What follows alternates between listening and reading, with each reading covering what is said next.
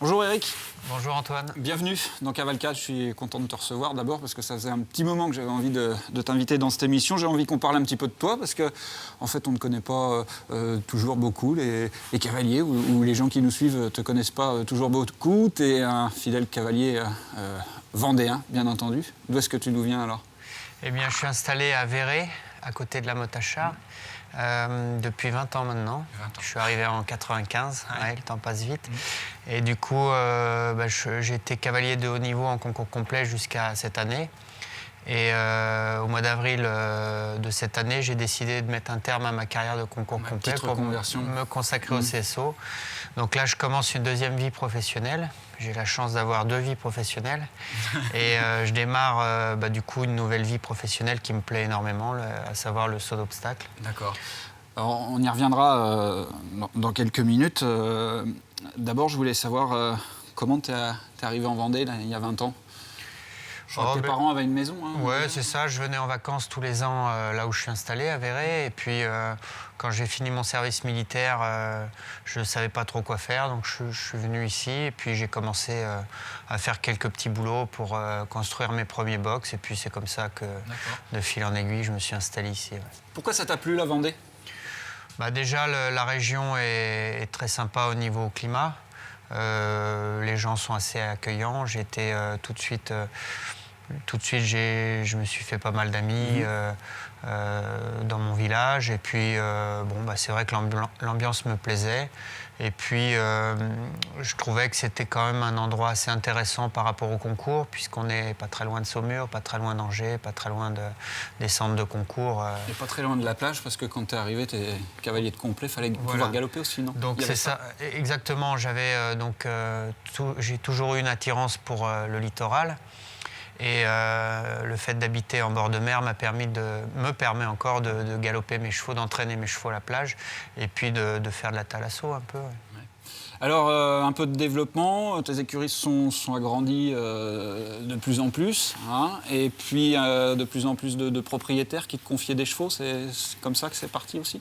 Il faut, oui, parce qu'un cavalier sans chevaux, c'est un piéton et les chevaux, on les a par l'intermédiaire des propriétaires. Donc il a fallu que je séduise les gens, que les gens me voient en concours, qu'ils adhèrent à ma façon de travailler, à mon équitation. Et ça se fait dans le temps, c'est long et on n'a pas le droit à l'erreur. Il faut être sérieux, il faut être toujours dans le vif du sujet, être compétitif, savoir se remettre en question. Il y a des moments difficiles, des moments agréables. Voilà. C'est la vie du sportif de haut niveau. Et les propriétaires t'ont fait un peu confiance au début, t'es tombé sur des bons chevaux, parce qu'il faut quand même des bons chevaux. On reviendra un petit peu tout à l'heure sur ton palmarès, mais il faut quand même des bons chevaux. Alors au début, j'ai eu la chance de m'acheter un cheval qui avait 4 ans, qui s'appelait Coronado, qui s'appelle toujours d'ailleurs Coronado. Ah, parce que tu l'as toujours. Je l'ai toujours, il est chez moi encore, il a 25 ans. Hein. Et du coup, ce cheval m'a permis d'accéder au haut niveau jusqu'aux Jeux Olympiques de Pékin. Ouais. Et c'est lui qui m'a fait ma vitrine. Alors, j'ai refusé de le vendre. J'ai toujours refusé les propositions parce que j'avais mon objectif et mon rêve d'enfant étaient les Jeux Olympiques et le sport de haut niveau. Et je savais que ce cheval me permettrait certainement d'y arriver. Et donc, j'ai refusé les offres qu'on a pu me faire les belles années où le cheval allait bien. Et du coup... après, il y a eu des blessures et tout ça, mais j'ai jamais regretté. Et puis, voilà, il a 25 ans, il est encore chez moi. Il t'a permis d'aller au haut niveau. Et il m'a permis d'accéder au haut niveau et d'y rester surtout. D'accord. On reparle du haut niveau, on reparle des Jeux dans quelques instants. Je voudrais d'abord qu'on regarde le reportage.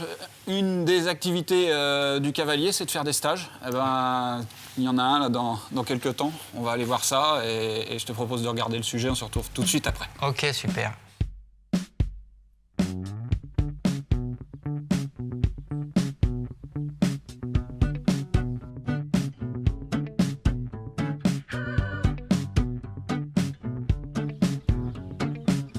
Déjà, c'est une journée très conviviale.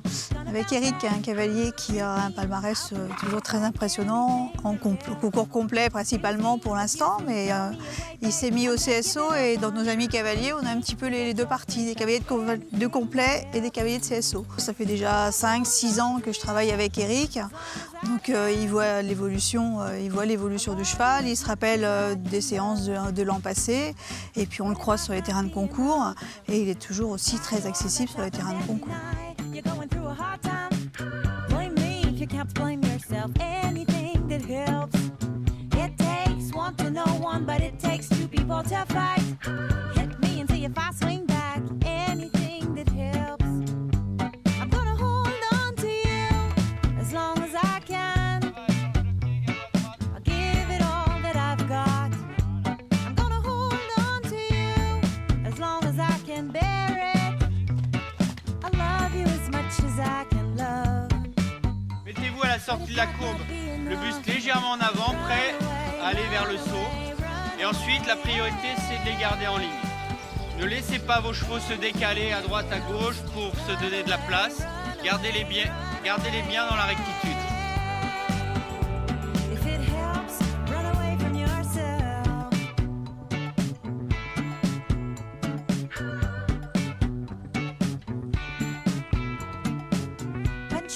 Push me, throw me away, babe, but I'm a ninja.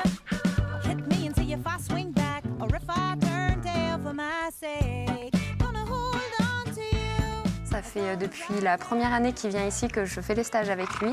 C'est toujours un plaisir. Ce que j'aime bien avec lui, c'est qu'il revient toujours aux fondamentaux, c'est-à-dire le travail sur le plat. On commence avec le travail au pas, au trot, au galop. C'est toujours très structuré.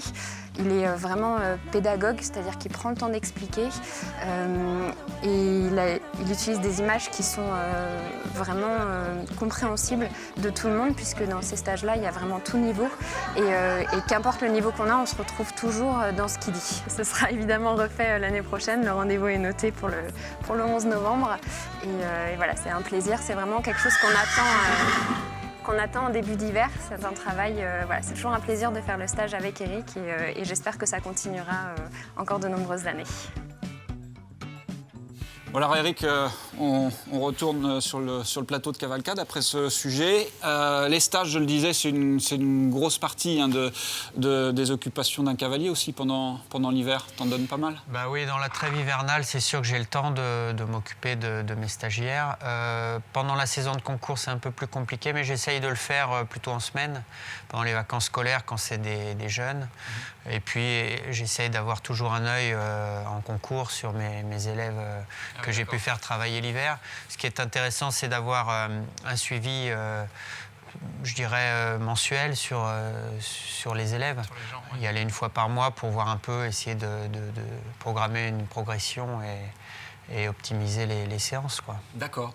Est-ce que du coup, je fais un parallèle avec ce qu'on disait avant le sujet, est-ce que du coup ton statut de cavalier olympique t'a aidé à faire de plus en plus de stages, à t'ouvrir un petit peu sur les gens, sur les cavaliers? Tu penses que ça a pesé beaucoup? Oui, c'est une évidence. C'est-à-dire qu'un cavalier olympique, c'est un label de qualité quelque part. Même si je les ai pas gagnés les jeux, mais faut y aller déjà. Faut y aller. J'ai fait le boulot que j'avais à faire. Voilà. Donc c'est sûr que ça, c'est une pub à vie. C'est comme un diplôme, on va dire. Donc ça, on le garde toute sa vie et c'est justement ça qui me permet aujourd'hui d'être crédible quand je donne des conseils à des gens. Ils savent que j'ai accédé à ce haut niveau et que du coup, ce que je dis, c'est sûrement de qualité. Du coup, je m'avance de trop ou pas, si je pense que c'est un de tes meilleurs souvenirs, non? Oui, alors j'ai eu beaucoup de bons souvenirs. L'aventure olympique, c'est vraiment... Les Jeux olympiques, c'est une épreuve différente des autres. J'ai fait des championnats d'Europe, des finales de Coupe du Monde. Mais les Jeux olympiques, c'est vraiment différent parce que médiatiquement parlant, c'est différent. Tout le monde nous attend aux Jeux olympiques. Et même le public néophyte qui ne connaît pas et qui ne s'intéresse pas forcément à l'équitation, quand c'est les Jeux olympiques, ça leur parle tout de suite. Oui, les gens dans la rue me reconnaissaient. Quand je suis rentré des Jeux, j'allais faire mes courses. Les gens me reconnaissaient parce qu'ils m'avaient vu. Ils savaient qu'il y avait, surtout cette année-là, j'étais le seul sportif vendéen à être aux Jeux olympiques. dans tous les sports confondus. Donc j'étais le seul Vendéen aux Jeux Olympiques cette année-là. Donc les gens me reconnaissaient dans les magasins, dans la rue, chez le coiffeur. J'ai eu quelques faveurs d'ailleurs. Bon, ça n'a pas duré longtemps, mais c'est sûr qu'au retour des Jeux, je me suis senti vraiment beaucoup plus populaire. D'accord. Il y a eu cette période-là, et puis il y a un an, il y a eu une envie de reconversion, d'arrêter le concours complet pour passer plus sur complètement au saut d'obstacle maintenant. C'est un redépart, c'est un renouveau, c'est d'autres propriétaires. Je crois qu'il y a des nouvelles écuries qui te font confiance. Disons que j'ai toujours aimé le concours hippique. Maintenant, le haut niveau en concours hippique, le très haut niveau, est très difficile d'accès. Donc, ma passion du haut niveau faisait que j'ai choisi le concours complet initialement, mais je savais qu'à un moment de ma carrière, j'allais dériver sur le concours hippique. Et d'ailleurs, j'en ai toujours fait en parallèle du complet. J'ai essayé de faire beaucoup de concours hippiques. Aujourd'hui, il y a 2 ans de ça, le facteur risque et les accidents liés à la discipline du concours complet me devenaient un peu dur à supporter. Et du coup, j'ai eu envie de me reconvertir. Aujourd'hui, je suis ravi parce que j'ai beaucoup de mes anciens propriétaires de concours complets qui m'ont suivi en investissant sur des chevaux de saut d'obstacle pur, donc. Ou alors leurs chevaux de complet qu'on a essayé de reconvertir en concours hippique, comme Rêve d'été ou Safran du Saule. Et puis, à côté de ça, j'ai l'écurie sensorielle qui me fait confiance et qui... Ça, l'écurie sensorielle, c'est un propriétaire de bons chevaux déjà, c'est ça ? Oui, de très bons chevaux, des chevaux qui ont déjà de l'expérience et des jeunes chevaux très prometteurs. Et là, ils arrivent dans mes écuries pour essayer d'avancer vers le niveau 3 étoiles, on va dire. Ok. La suite, les objectifs, justement, c'est ça ? Rapidement, Eric, avant de terminer l'émission, les objectifs un petit peu que tu as déjà continuer en Vendée.